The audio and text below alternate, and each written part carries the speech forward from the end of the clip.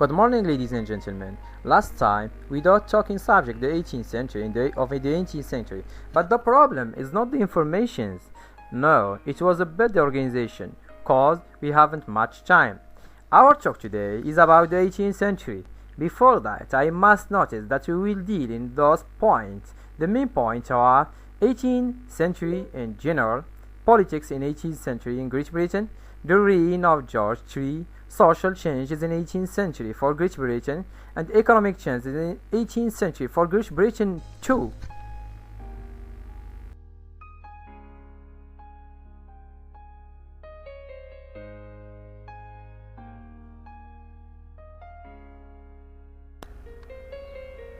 Now, I will give you a small definition of word 18th century.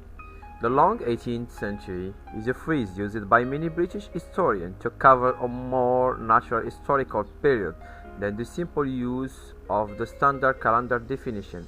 Some said that the period of 18th century is from 1660 to 1830, and others said that 18th century typically reigning from the Glorious Revolution of 1688 to Battle of Waterloo in 1850.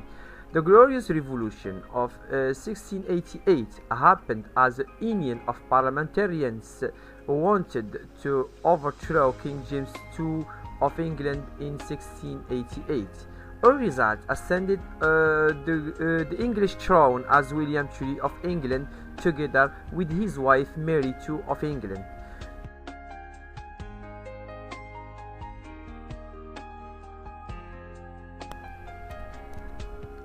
Like I was explained that the period of 18th century is from the Glorious Revolution in 1688 to Battle of Waterloo in 1815, and I was give you some information about the Glorious Revolution.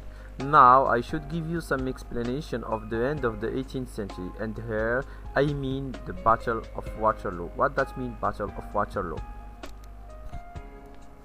To the Battle of Waterloo in 1850, other definition, perhaps those with the more social or global interests.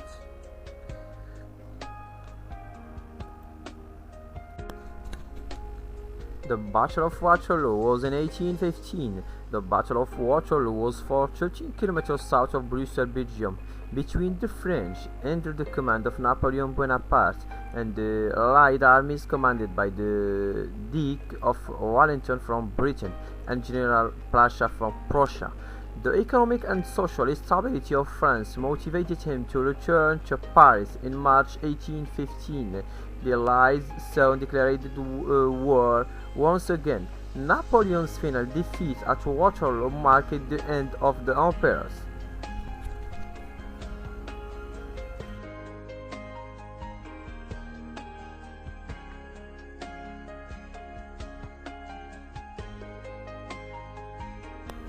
But why we can consider the 18th century as an important period?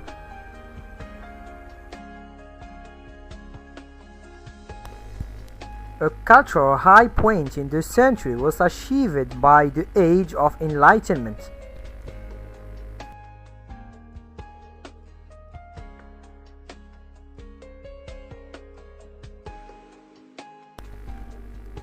But the American War of Independence and the French Revolution sent shockwaves throughout the country, and by the end of the century, Europe was embroiled in the Napoleonic Wars. The most important passage in 18th century. In the 18th century, Britain was free from the revolutionary atmosphere that prevailed in the 17th century. The country became more and more wealthy through trade. The middle class and low owner lived in a mode of complacency. The power of the king continued to decline. For the first time, the king's ministers became real policymakers.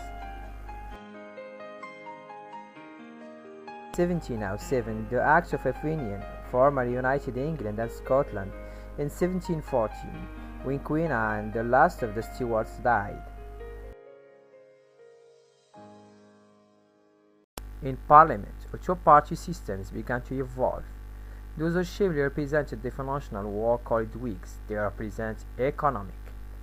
Those who were strongly attached to tradition were called choirs.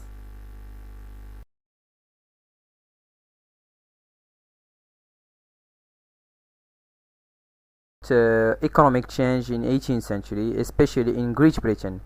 At the end of the 18th century, Britain entered the period known as Industrial Revolution, brought about by the use of machinery.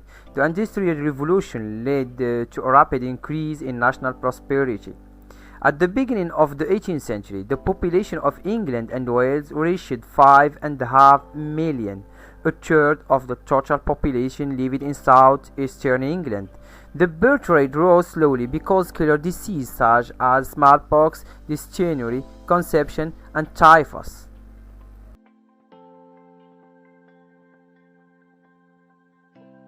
Now I will try to explain to you some things about the social exchange in 18th century. The majority of people still lived in the countryside, and their main occupation were agriculture and rural crafts. At the bottom of social structure we were the landless laborer who worked on large farms, especially in summer, but in winter they were often out of work. At the top of social hierarchy were the nobility, who held the highest offices and accumulated the greatest wealth. The chief landowner in the village was called the squire. He was usually the local justice and of the peace. In the late of 18th century, there were the beginning of a movement of population away from the countryside, from their house into the town, partly as a result of inclusion. The condition of women were difficult. They did not have many rights and were financially dependent on their husband or family, children, things like that.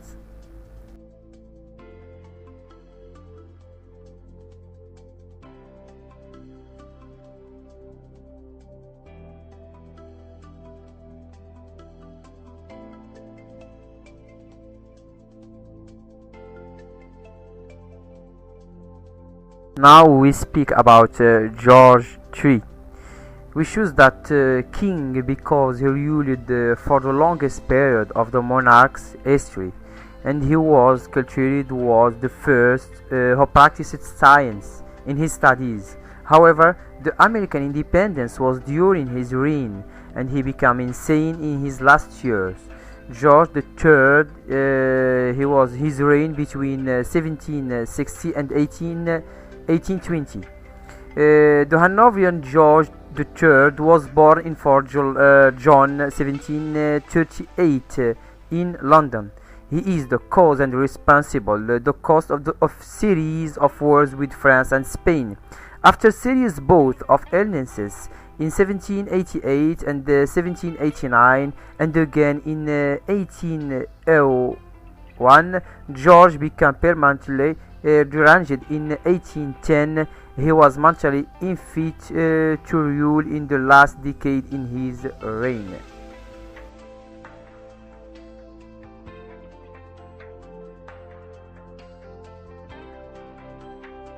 Do you understand some things or no? Please answer me. Have you questions?